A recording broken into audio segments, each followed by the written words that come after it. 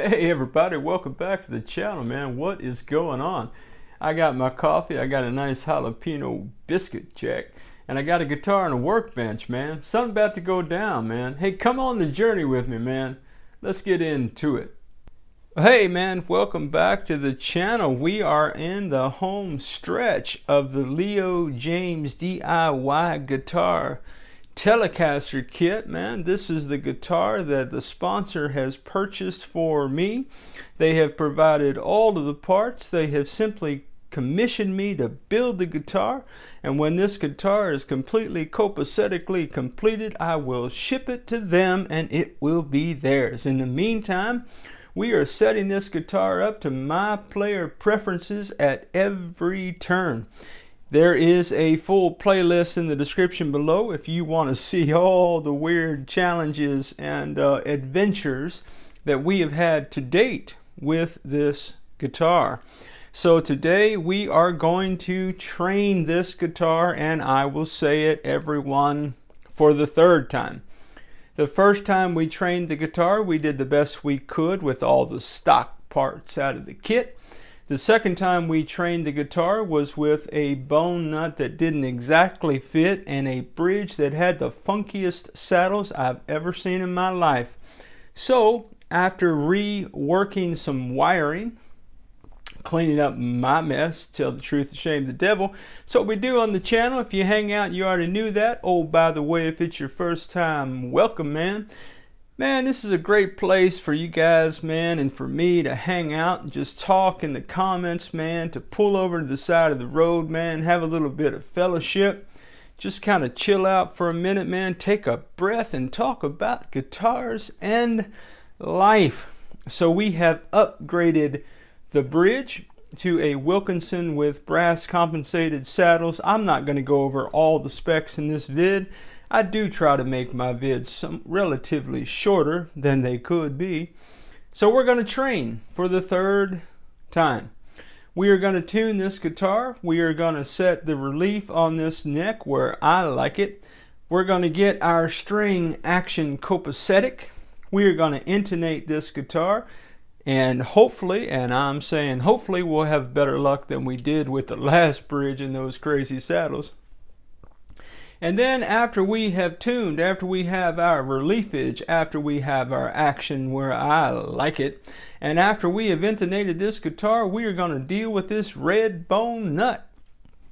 We're going to fine tune it. It's perfectly fine the way it is, but it's a little high. I want to give it some TLC, but I can't do the nut until I do everything else in the beloved train acronym. So man, this ought to be a fun adventure. And why don't you get some popcorn, man? Get your favorite beverage. I got my coffee in my favorite Baltimore Orioles baseball mug, Jack. I got a nice jalapeno biscuit from a local vendor here in the Dallas-Fort Worth area. And I'm ready to go, man. I am going to have to move my lunch, though, off the workbench. All right, guys. Let me get you in here close. Let's get into it. This guy still hadn't moved his biscuit. I'm gonna move the biscuit, man. All right, I was just saying you haven't moved it. I'm gonna move it, okay? All right, guys, sorry about that, man. Critics are everywhere. First step, first order of business, let me string this guitar up, man. Okay, my friends, not to be prescriptive, let me just say, those of you who hang out with me on the regular always hear me say, man, you do you in all things guitars, man. Nothing I do on the channel is prescriptive for you. It is just descriptive of my form of crazy. However, if you do not mind, I would like to offer a tip, a best practice, maybe some things that I learned from experience along the way. One of those things is with a top loader bridge. Allow me to demonstrate. Yeah, man. My brother wants 9 to 42s on this guitar. Ernie Ball of the Slinkage Persuasion. And if you have a top loader bridge, a lot of times the bridge, the hole to get the screw is going to be pretty close to that body.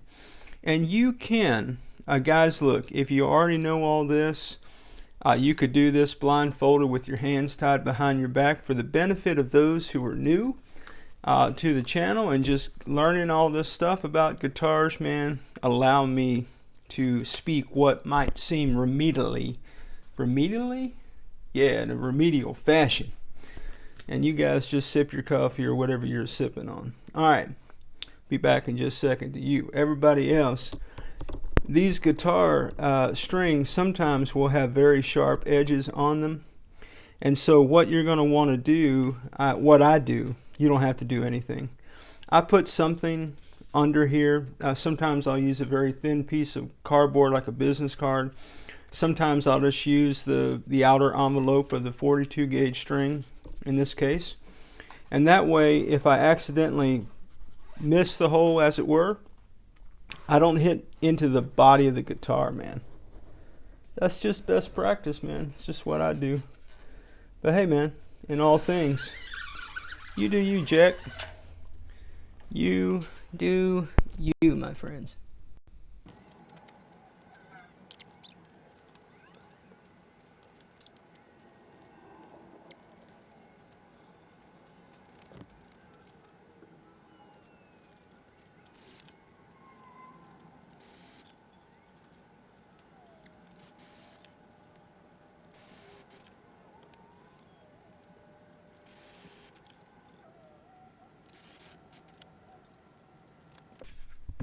Well, all right. We have strings on a guitar. I opted to wind these a little bit because I'm going to be doing some tweaks to the nut, which means I may or may not have to loosen and tighten and move strings out of the way and all the things several times. And I have found that in the event that something should happen, that I would need to take these strings off the guitar and put them back on. If I pull those strings taut and utilize the locking mechanism to lock those strings in place, and I have to take that string off for whatever reason, then good luck ever getting that string back in there. So I've wound them a couple times for our purposes at this point in time. And I'm just going to tighten the locking mechanisms up just really enough to keep them from rattling when I move the guitar. I'm not locking everything down, guys. I'm just getting everything set up. Okay? Here's a cool thing. Let me show you this. One of the things that is always interesting. I've never swapped out a bridge before, but I have dealt with a lot of wobbly necks in guitars. And string placement over the pickup magnets is, something you should be lining up. So I'm kind of pleased to report that these strings are pretty much going right over those pickup magnets, just like that is supposed to be. Okay. Well, the saddles out of the box are, not set up to anything, right? They were just manufactured, I guess, somewhere in Korea and put in a box. So, that being said, these saddles are too low for us to have much of anything here. So, I am going to tune the guitar up. I'm going to adjust those saddles. And yeah, so we're going to do train. So actually what I'm going to do is I'm going to tune the guitar up. I'm going to set my neck relief where I like it. And then we'll look at the string action. Okay? That's what I'm going to do. Stand by. Well, recently on the channel there's been a little bit of controversy over my use of a headstock tuner. For intonation purposes, which we're not there yet. I'm just tuning the guitar up. Guys, allow me to restate. A headstock tuner is okay for on-the-fly kind of stuff. A headstock tuner is not your friend if you're intonating a guitar. I got to bring those saddles up just to be able to tune this guitar. So, let me do that.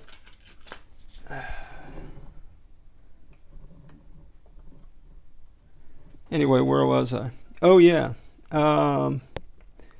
So there was a saddle tool that came with the bridge. This is just my old standby, taped in yellow to keep them separated.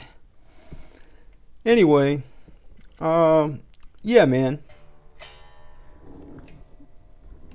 So, you know, look, guys, a headstock tuner is good for on the fly tuning,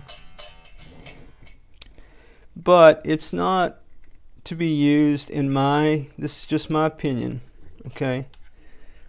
When you're really dialing in intonation, a headstock tuner, in my view, guys, put it in the comments, feel free, man, you're going to anyway. And I dig it. I want you to do that. I really, really do. Again, I'm just adjusting the saddles down at the other end. I'm sorry I'm off camera. This guy's always off camera. I don't trust him. I don't trust me either. Imagine how Ken feels watching this. Oh my goodness. Anyway.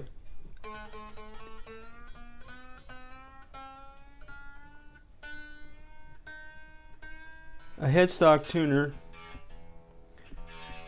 is going to get you in the ballpark, okay? I would say of both tunage and intonation. However, after I work on a guitar on the bench, and I did look at some bench tuners. Guys, I'm not going to spend $300 and get a Peterson you know, strobe tuner. I'm just not going to do that. That's not, I don't have money like that to be spending on stuff like that. If anybody's got one, you want to send it to me, feel free. I'll use it as much as you want me to. But for me, I just can't roll like that. However, when I'm done setting it up on the bench, what I'll do is on my pedal board, I have a little rock stock chromatic tuner. And I will use it for fine tuning everything I do on the bench. What I'm doing on the bench is just to get in the ballpark, okay? Some people might say that's ridiculous, you're gonna have to do it all over again. Well, guess what, guys? You do you. As for me, my friends, that's how we're gonna roll. So that said, I did think about getting like a Korg or something kind of chromatic-y that I could just have on the bench here and get a better, you know, better readings and whatnot. So, all right, let's look at some string action. I am tuned copacetically. Looking at my neck relief here, and it's got a lot of relief in there. So I'm going to want to tweak this truss rod just a little bit.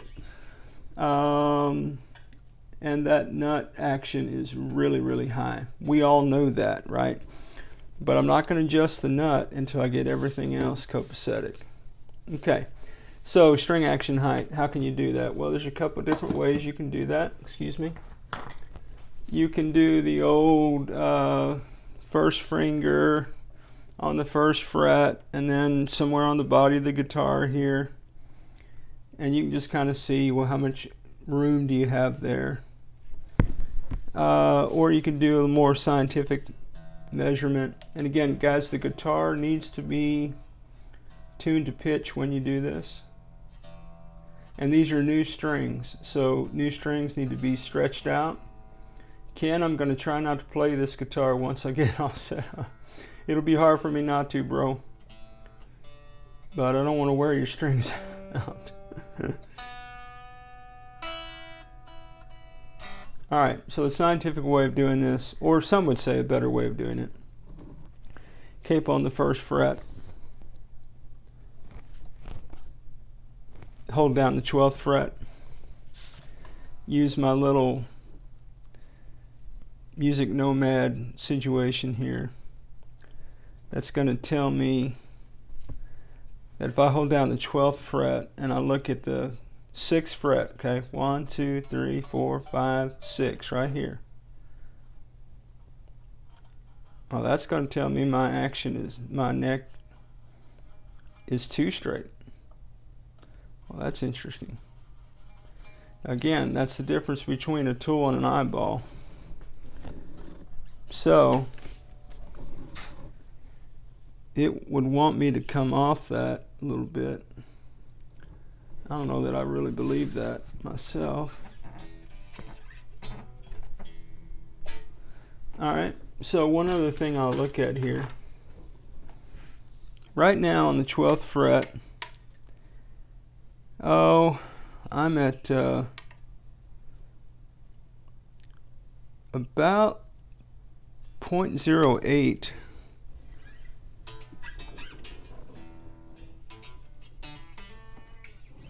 But that's not consistent because I haven't adjusted the saddles.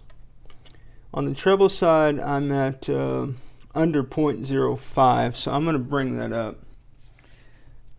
Tool, where's my saddle tool? Guys, look, whoever keeps moving my stuff, man, I'm telling you, I'm coming for you.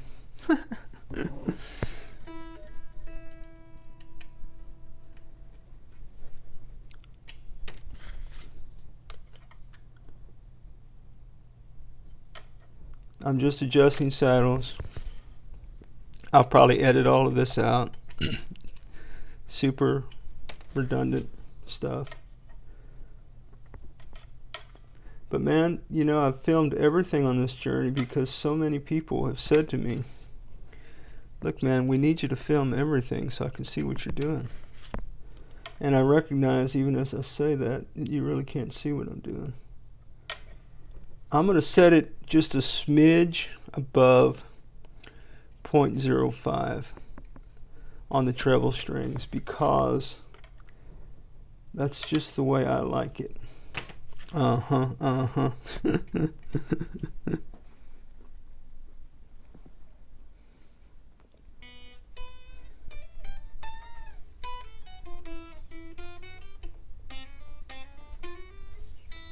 Alright. Alright, so a little bit above 0.05-ish on the E, the high E, B, and let me do, yeah. Looking for my saddle tool, guess where it was? In the saddle! Man,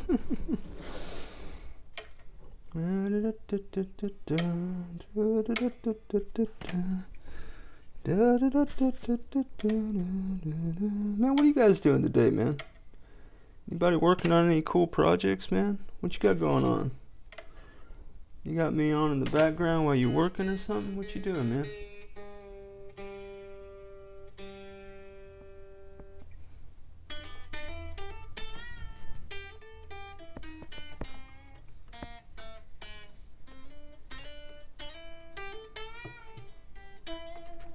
Now some of you are thinking, yeah, but the Music Nomad Gage told him that his neck was not quite copacetically correct in that it was a little too straight. Yeah, I know. Alright, so now on the E, A, and D string, I'm rocking pretty much 0.5. I don't think I'm going to be able to get away with that on the D string.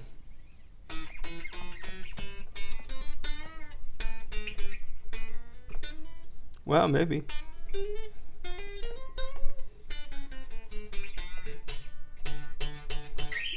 Yeah, not on the A string. So I usually, myself, this is just me, I usually go 0.06 on the, if I can get, if the guitar will allow. Guys, some guitars, and again, it's all how you set a guitar up.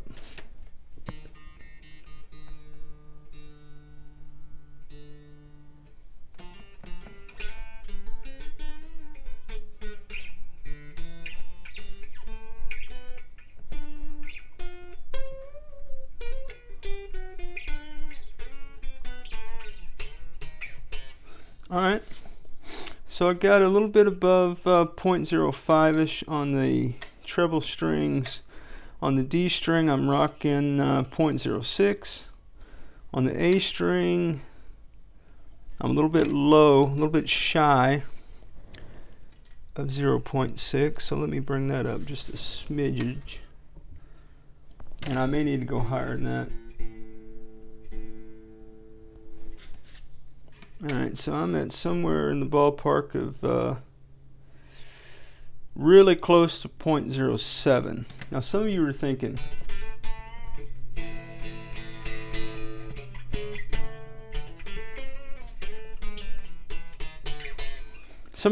that's too high. Well, it may be too high for your player preferences, my friends. But bear this in mind, my good people.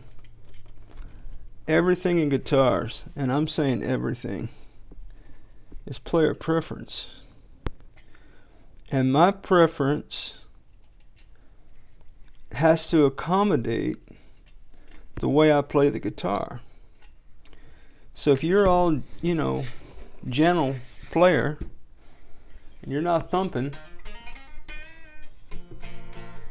you can probably get away with a lot lower action than I can. So I'm a thumper, and I know I'm a thumper. What I mean by thump is that I don't play with a great deal of finesse. We know, we hang out on the channel. Come on, man. No, seriously, we hang out. Yeah, I know. Nobody comes to TED Talks Guitars in Life to hear me play guitar.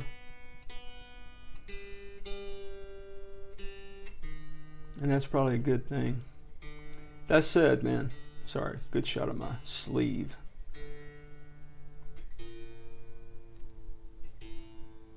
Well, we haven't seen anything you've been doing for like a half an hour. Oh, come on, man. Critics are everywhere, man.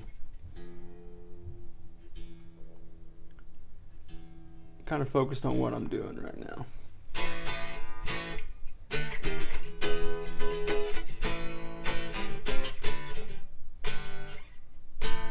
All right. Okay. All right.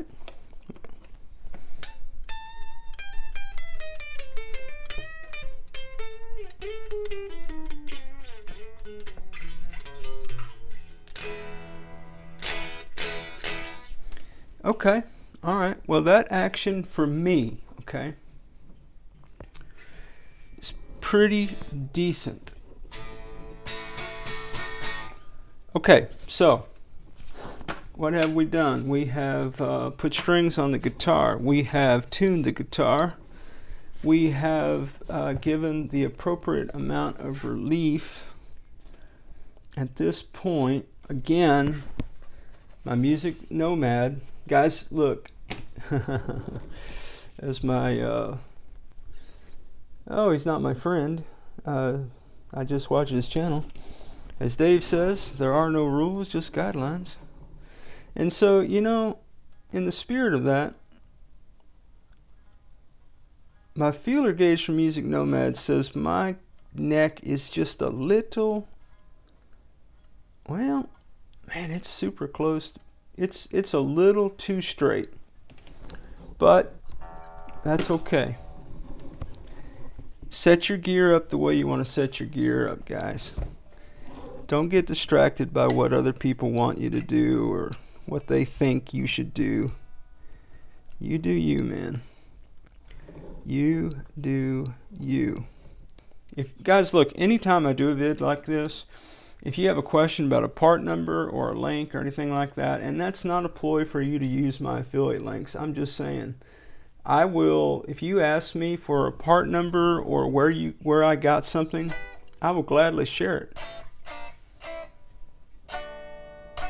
Because I remember the days, man, when I was watching guys early on, Dave and Two Bike Mike and even old J-Man, and they would use these tools, and I'd like have to look at what kind of tool is that, and then I'd just go out and search for tools, and whatever tool they use is the tool I bought.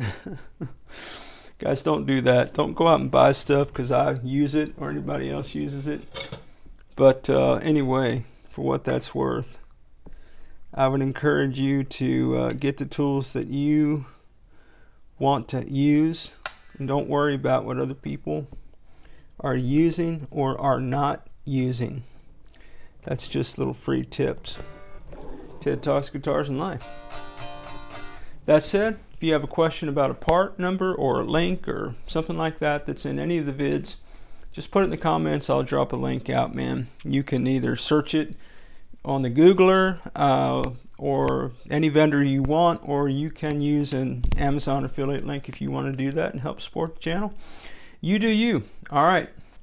Well, we are mostly done with train. We have T-R-A-I-D. Oh, we haven't intonated. Oh my goodness, we can't. Guys, you can't go to the nut until you intonate the guitar. That's the whole reason we put the saddles on here. Oh man. All right. Well, let's do that. And again, some people would say you shouldn't intonate a guitar with a headstock tuner. I'm not going to restate all of my previous monologue about that. All right, so for me, what I'm going to do, I'm going to try to get the tuner where it's kind of in the shot. I don't know, man. I'm not trying to hide anything from anybody. I'm just trying to work. All right. Or if you're sharp, now you can't see that. It's a nice orange, marks a lot that you can't see. All right, here we do. If you're sharp on the 12th fret, you need to move your saddle toward the bridge. I.e., that way. If you're flat at the 12th, you need to move your saddle toward the nut. Okay? Sharp, you go toward the bridge. Flat, you go toward the nut. This all takes place at the 12th fret. Assuming your open string is tuned. This is why people say you can't trust a headstock tuner. All right, you see that? Now watch this. If I thump it, way sharp. The way you play the guitar, okay? It's not just that it's, you know, it's about the way you play as much as it is the hardware. Again, new strings. There you go. There you go.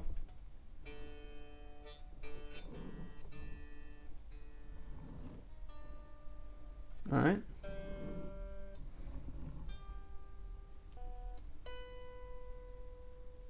Okay. Okay, our guitar is intonated. I don't know if you could see the tuner. I hope you could. All right, so we have tuned the guitar. We have the appropriate amount of relief on the guitar neck. This action is set up the way I liked it, which is what the sponsor of the build asked me to do. And we have intonated the guitar. So now the only thing left to do is the nut. I think that's the next video. This is probably getting super long. So okay guys, man, thanks for hanging out with me today, man. I hope you enjoy our time together. Put it in the comments, man. What did you see? What did you hear? What would you do different? What is your process for doing any of this? I would really love to know that. And yeah, man, share it with our little community here of tubers. And with that, my friends, I think we're going to call this vid done.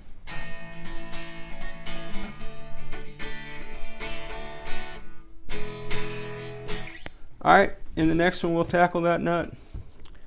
I know I've threatened that about 5 times, but next time, for real, Jack. Man, you guys are the best. Thanks for hanging out. Well, as always, wherever you are in your guitar journey, man, I pray it's a long, smooth, safe, joy-filled ride for you, Jack. Rock on with your best selves, everybody. We'll catch you down the road.